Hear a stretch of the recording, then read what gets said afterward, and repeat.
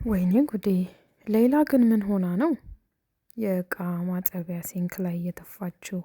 ደንግጣ ሊሆን ይችላል። ግን ምንም ቢሆን እንዲህ አይደረግም። አቶ መስፍን እያፋጠጧት ነው። አፏ ውስጥ ይዛው ስለነበረው ነገር መጀመሪያ በሲሪየስ ሲጠይቋት በቃ የነቁባት ይመስል ነበር። ነገር ግን ሌላ በዚህም በዛም ብላ ነገሩን ታስቀይሳለች።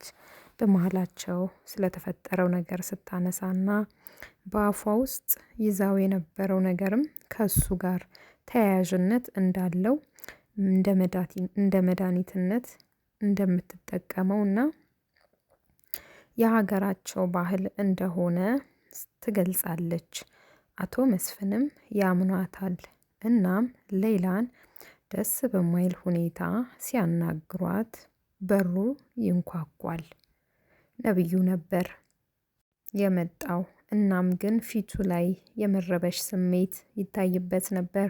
ይህንንም ሁኔታውን ያስተዋሉት አባቱ አቶ መስፍን ሲጠይቁት ምንም እንዳልሆነ ዝም ብሎ ድካም እንደነበር ተናግሮ እረፍት ለማድረግ ወደ ክፍሉ ሲገባ ያው መኮንንን ያገኘዋል። ምክንያቱም መኮንን ከሌላ ጋር በነበሩበት ጊዜ አቶ መስፍን ሲመጡ ሮጦ የገባው ነብዩ ክፍል ነበረ። ነብዩም ሲያየው በጣም ይደነግጣል። ብቻ ሁለቱም ይደናገጣሉ። ነብዩም እንዴት ክፍሉ ሊገባ እንደቻለ ሲጠይቀው መኮንንም ጠርቶት ስለነበረ ክፍሉ ገብቶ ሊጠብቀው እንደሆነ እየተርበተበተም ቢሆን ሊያሳምነው ይሞክራል። ነብዩም ሌላ ሀሳብ በአይምሮ ይዞ ስለነበር ብዙም አቴንሽን አልሰጠውም። እናም መኮንንን ለብርቱ ጉዳይ ፈልጎት እንደነበር ይገልጽለታል። ይህም ስለ ጽጌሬዳ የሰርግ ጉዳይ ነበር። አይ ነብዩ ጓደኛ አገኘሁ ብሎ ነው እንግዲህ በጣም እንደጨነቀው እንዴት ልታገባ እንደወሰነች ብቻ ሁሉንም ነገር ሲጠይቀው ማግባቷን እንደሰማ እሱንም ለብር ብላ እንደቀረበችውና እንደዚህ አይነት ሴት እንደማታስፈልገው እንዲረሳት ይነግረዋል። ያው መኮንን የሆዱን በሆዱ ይዞ ነው እንደዚህ የሚለው ሁሉንም ነገር ለበቀል ስለሚፈልገው ማለት ነው። ነብዩም እንደ ከዚህ በፊቱ የጽጌሬዳን ማግባት መኮንን እንዴት እንደሰማ ይጠይቀዋል። መኮንንም ጥሏ ከነብዩ እንጂ ከሱ እንዳልሆነና እራሷ ሁሉንም ነገር እንደነገረችው ሲያሳምነው እንመለከታለን። መኮንን በዚህም በዛም ብሎ የጽጌሬዳን ነገር እንዲረሳ ቢነግረውም እጅ አልሰጠም። ለመጨረሻ ጊዜ አናግራታለሁ ሲለው ያው ለሴራው እንዲመቸው ይመስለናል። እኔ በቃ የምትገናኙበትን መንገድ አመቻቻለሁ ሲለው እንመለከታለን። ነብዩም በዚህ ነገር በጣም ደስ ይለዋል። እሱ እንደሚያስበው እንግዲህ ደህና አማካሪ እንዳገኘ ነው። ነገር ግን መኮንን የበቀል ጥማቱን እየተወጣ እንደሆነ ተመልክተነዋል። ኢቭን በነብዩ መረበሽ እሱ ደስታውን እያጣጣመ እንደሆነ ሲናገር ተመልክተናል። ጽጌሬዳ ፌቨንን ልታስፈራራት ይሁን ምን እንዳሰበች ባናውቅም በሁኔታዋ በቷ ውስጥ ስለሆነው የሆነ ባለውም ነገር ተጠያቂ እንደሆነች ትነግራታለች። ስለተፈጠረው ነገርም ለነብዩ እንደምትነግረው ትነግራታለች። ያው ፌቨን ምንም ያልመሰላት ትመስላለች ለጊዜውም ቢሆን። ነገር ግን ጽጌሬዳ በተናገረችው ነገር ደግሞ ስትረበሽ ተመልክተናታል። ነብዩ ባለመደወሉም ስትበሳጭ ያው እሱን ካለማናገር ማናገር ይሻላል ብላ ራሷ ስትደውልለት ተመልክተናል። ነብዩም ልቡ አሁንም ጽጌሬዳ ጋር ቢሆንም አፉ ግን ፌቨን በቀደደችለት መንገድ መፍሰሱን አላቆመም።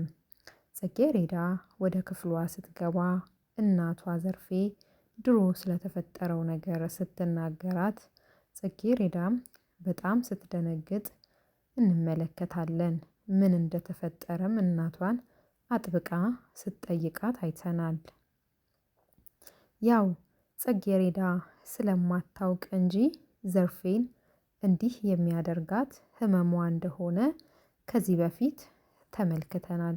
ያው ከዚህ በፊት እንደዚህ አይነት አጋጣሚዎች ሲፈጠሩባት አጠገቧ የነበረችው አሰሪዋ የፌቨን እናት ነበረች ይህን ጉዳይ የተመለከተችው።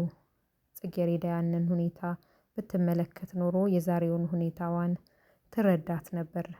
እናም ደግሞ ህመሟንም ብታውቅ ያው ትጨነቃለች በሚል ደብቀዋታል እንጂ ህመሟን ብታውቅ ኖሮ ሁኔታውንም ትረዳ ነበረ። ይህ በእንዲህ እንዳለ የጽጌሬዳ እናት ወዲያው ወደ ራሷ ተመልሳ ጽጌሬዳን እንደምንም ብላ ከነበረችበት ድንጋጤዋ ልታወጣት ስትሞክር እናያለን።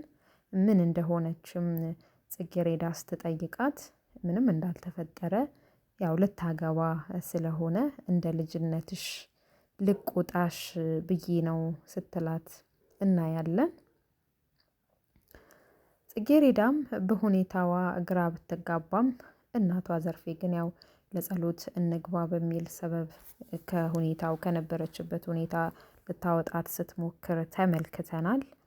እናትና ልጅ ጸሎታቸውንም አድርገው ወደ መኝታቸው ሲገቡ እናያለን። ሌላና መኮንን ያለምንም ፍርሃት በሰው ቤት ሆነው ሞቅ ያለ ጨዋታ ይዘዋል እንዳየነው። ሌላም ስለ ነብዩ ሁኔታ ትጠይቀዋለች መኮንንን ማለት ነው። ያው መኮንንም ምንም እንዳልሆነና ፍቅር ይዞት እንደሆነ ይነግራታል። ሌላም መኮንንን በጣም ደስ እንደሚል እና ምን አለ የደሃ ልጅ በሆነ ያፈቀረው የደሃ ልጅ በሆነች ያፈቀረው ስትል እናያታለን። ነብዩም መኮንንም በሀሳቧ ግራ ተጋብቶ ለምን እንደዚህ ልትል እንደቻለች ሲጠይቃት ያው በንግግሯ እሱ የሀብታም ልጅ ስለሆነ ለእሷ እንዲያሳልፍላት ብዙ ነገሮችን እንዲያደርግላት ብዬ አስቤ ነው ስትለው እናያታለን። እናም መጨረሻ ላይ እሱን በቆመበት ጥላው ትሄዳለች።